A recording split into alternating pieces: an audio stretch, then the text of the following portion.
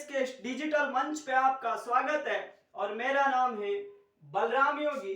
और पिछली क्लास में मैंने आपको मध्यकालीन इतिहास के अंतर्गत जो खिलजी डायनेस्टीज है अर्थात खिलजी राजवंश है उसके बारे में मैंने आपको बताया था। और खिलजी वंश के जो दूसरे नंबर के शासक आते हैं अलाउद्दीन खिलजी, उनके बारे में अपन चर्चा कर रहे थे।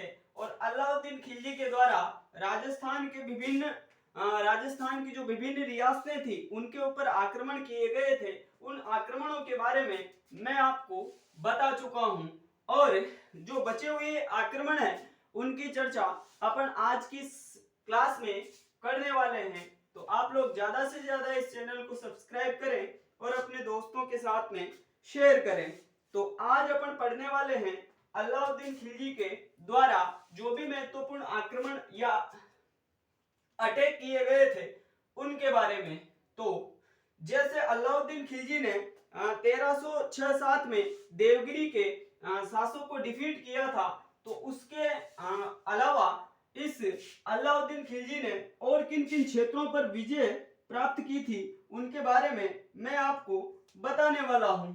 तो अपन चर्चा किसके बारे में कर रहे थे?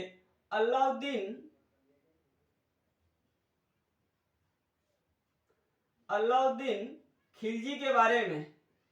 और इस अलाउद्दीन खिलजी का अगर समय की बात करें तो इसका समय माना जाता है कितना? 1296 से 1316 ईस्वी तक इस दिल्ली सल्तनत पर किसका शासन रहा था? अलाउद्दीन खिलजी का शासन रहा था। तो इस अलाउद्दीन खिलजी के द्वारा 1308-9 में वारंगल के ऊपर आक्रमण किया गया।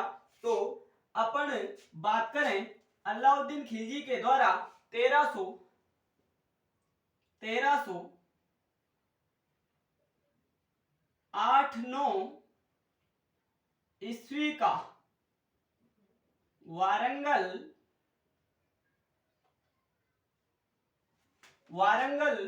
का आक्रमण 1308-9 ईस्वी का वारंगल का आक्रमण। तो एक तरफ दिल्ली जो सल्तनत थी, दिल्ली सल्तनत, इस दिल्ली सल्तनत के शासक के अगर नाम की बात करें तो इसका नाम क्या मिलता है अपन को? अलाउद्दीन खिलजी।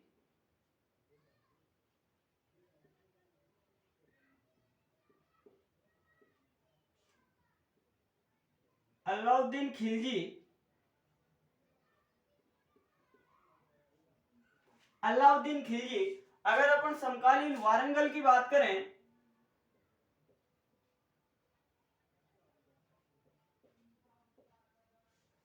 समकालीन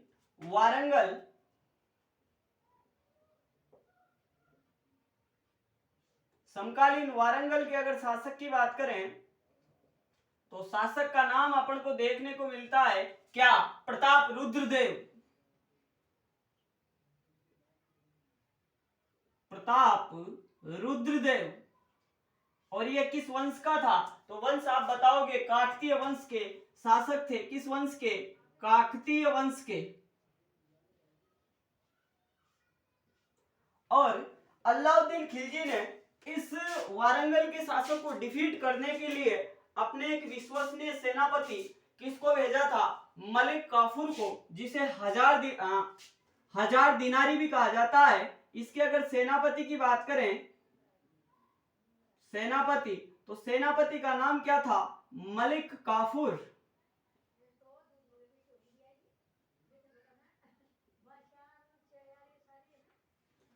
यानी दिल्ली सल्तनत के शासक अलाउद्दीन खिलजी के द्वारा अपने सेनापति मलिक काफूर को वारंगल के शासक प्रताप रुद्रदेव को डिफीट करने के लिए भेजा गया।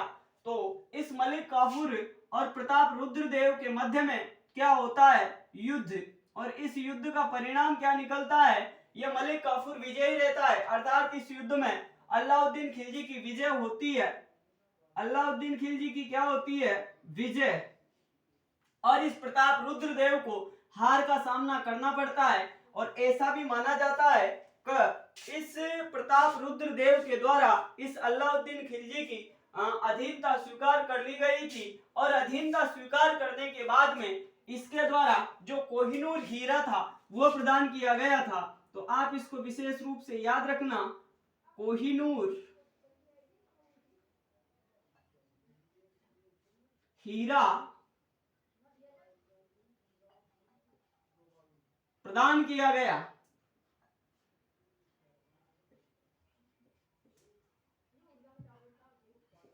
तो मैं एक बार फिर आपको बता देता हूं, 1308-9 का वारंगल का आक्रमण दिल्ली सल्तनत के जो शासक थे अलाउद्दीन खिलजी, इनके द्वारा अपने एक विश्वसनीय सेनापति मलिक काफूर को वारंगल के शासक प्रताप रुद्रदेव को डिफीट करने के लिए भेजा गया। मलिक काफूर के द्वारा प्रताप रुद्रदेव को डिफीट कर दिया गया और इस प्रताप रुद्रदेव ने हारने के बाद में इस अलाउद्दीन खिलजी को एक अमूल्य भेंट प्रस्तुत की और भेंट क्या थी? कोहिनूर हीरा।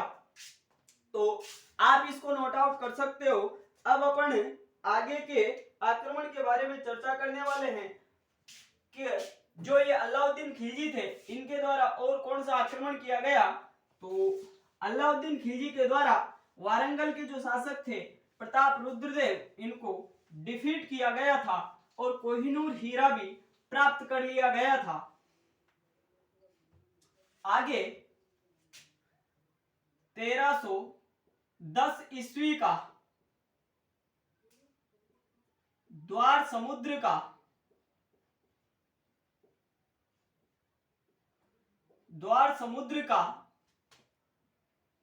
आक्रमण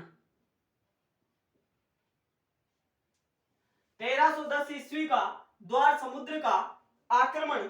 तो समकालीन दिल्ली सल्तनत के जो शासक थे उन दिल्ली सल्तनत के अगर शासक के नाम की बात करें तो दिल्ली सल्तनत के जो शासक थे उन शासक का नाम क्या था? अलाउद्दीन खिलजी।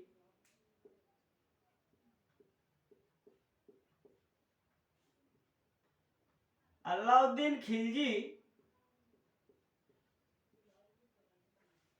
दिल्ली सल्तनत के शासक कौन? अलाउद्दीन खिलजी। और द्वार समुद्र के अगर शासक की बात करें, द्वार समुद्र, इस द्वार समुद्र के शासक का नाम था क्या? भल्लाल देव। शासक का नाम क्या बता रहा हूं मैं आपको? भल्लाल देव। जो किस वंश का था? होयसल वंश का। किस वंश का? होयसल वंश का। यानी दिल्ली सल्तनत के शासक अलाउद्दीन खिलजी के द्वारा जो द्वार समुद्र के शासक थे भल्लाल देव, जो होयसल वंश के थे, इनके ऊपर आक्रमण किया गया और इस आक्रमण में भी ये जो होयसल वंश के भल्लाल देव थे इनको हार का सामना करना पड़ता है। यानी युद्ध का परिणाम क्या निकला? तो युद्ध में यह अलाउद्दीन खिलजी फिर से विजयी रहता है और इस होयसल वंश के शासक भल्लाल देव को हार का सामना करना पड़ता है। उसके अलावा एक छोटा सा आक्रमण और आता है अलाउद्दीन खिलजी का, जो मदुरै के शासक के ऊपर किया गया था। तो मैं उसको भी आपको बता देता हूं। तो 1311 ईस्वी का मदुरै का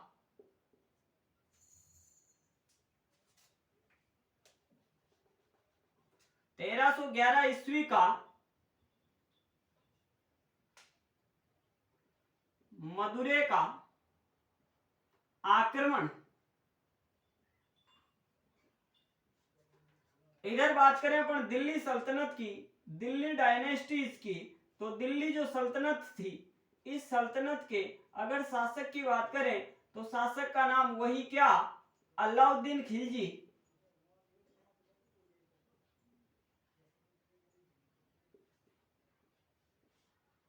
अलाउद्दीन खिलजी। और इधर अगर अपन समकालीन मदुरै के शासक की बात करें, समकालीन मदुरै शासक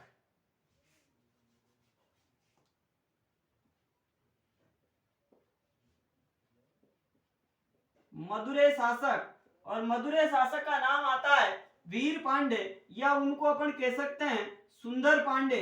वीर पांडे या उन्हीं का दूसरा नाम मिलता है अपन को सुंदर पांडे।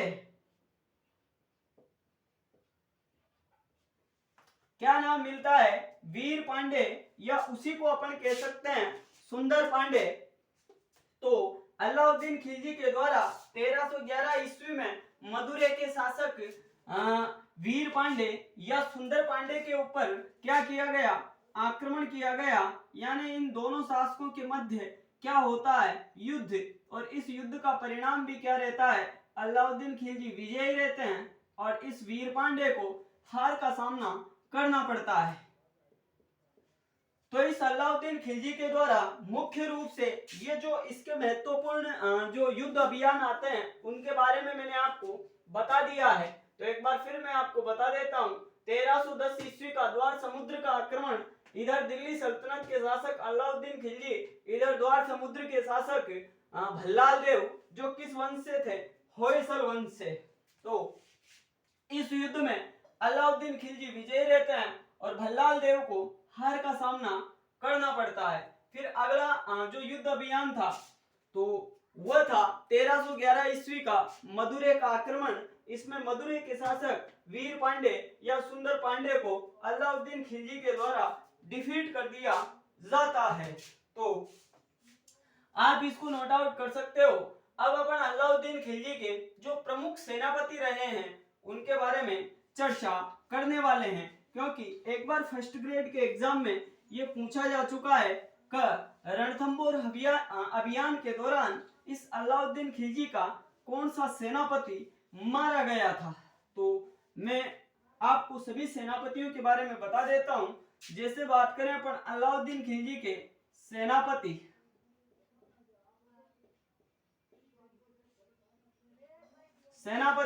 बात करें अपन नुसरत खां की,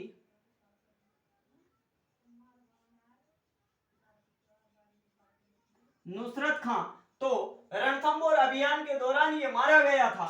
आप लिख सकते हो क्या? रणथंबोर अभियान के दौरान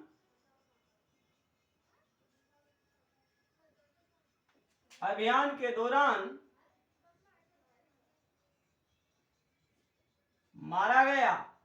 यानी रणथंबोर अभियान के दौरान ये मारा गया था। कौन? नुसरत खां। जो सेनापति किसका था? अलाउद्दीन खिलजी का। आगे बात करें अपन उलुग खां की, ये इसका एक मुख्य सेनापति आता है उलुग खां।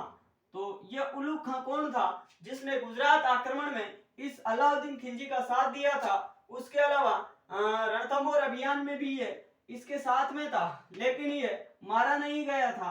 रणथंबोर अभियान के दौरान कौन सा मारा गया था? तो आप बताओगे नुसरत खां। और इसका सेनापति आता है दूसरा, जिसके नाम की बात करें अपन तो नाम मिलता है अपन को जफर खान।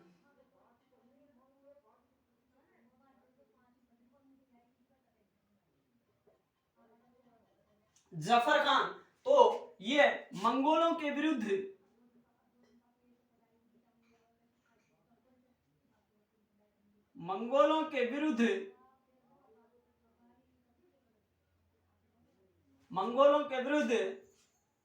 अभियान के दौरान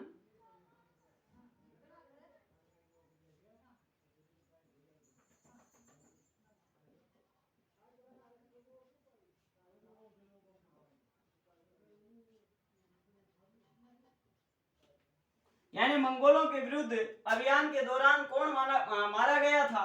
तो आपका सीधा सा आंसर क्या बनेगा? जफर खां। आगे अपन बात करें तो एक सेनापति आता है इसका, उसके नाम की बात करें तो उसका नाम क्या मिलता है अपन को? अलफ खां। और एक सेनापति और है इसका, जिसका नाम है मलिक काफूर।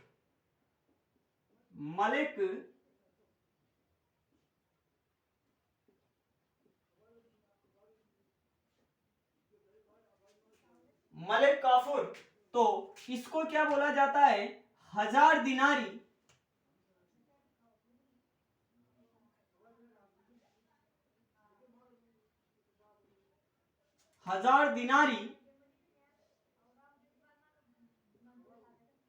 कहा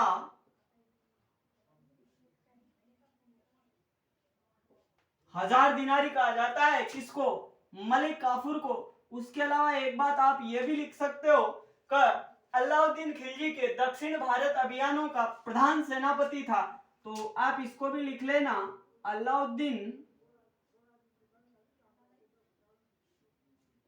खिलजी के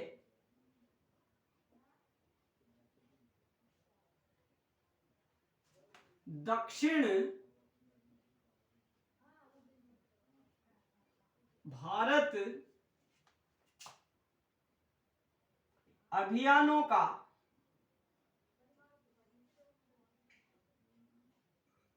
प्रधान सेनापति था।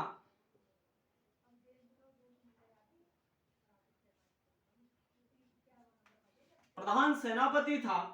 आगे अपन बात करें एक वेरी वेरी इंपॉर्टेंट बात, तो आप क्या लिखोगे? यह एक किन्नर था। क्या था? किन्नर। तो आप इसको नोट आउट कर सकते हो। मैं एक बार फिर आपको ये बता देता हूं, अलाउद्दीन खिलजी के सेनापति पहले सेनापति थे नुसरत खां, जो रणथंबोर अभियान के दौरान मारे गए थे। दूसरा सेनापति था इसका उलुग खां। तीसरा सेनापति था जफर खां, जो मंगोलों के विरुद्ध अभियान के दौरान मारा गया था। और एक सेनापति आते हैं इनके अलफ खां, और एक सेनापति और है जिसका नाम है मलिक काफूर। और इस मलिक काफूर को 1000 दिनारी कहा जाता है, क्योंकि 1000 जो दिनार मुद्राएं थी वह देकर इसको खरीदा गया था। और दक्षिण भारत के जो अभियान थे इस अलाउद्दीन खिलजी के, उनका ये प्रधान सेनापति भी रहा था। उसके अलावा यह एक किन्नर भी था। तो आप इनको नोट आउट कर सकते हो। और अब अपन अलाउद्दीन खिलजी के द्वारा क्या क्या सैनिक सुधार किए गए उनके बारे में चर्चा करेंगे, और इसके द्वारा क्या क्या मार्केट की नवीन पद्धतियां लाई गई थी उनके बारे में भी मैं आपको बताऊंगा। लेकिन उन सब बातों की चर्चा करेंगे अपन अगली क्लास में। तो आज के इस सेशन को अपन यहीं पे विराम देते हैं। तो आज की क्लास और अभी के लिए इतना ही। धन्यवाद। आपका दिन शुभ हो।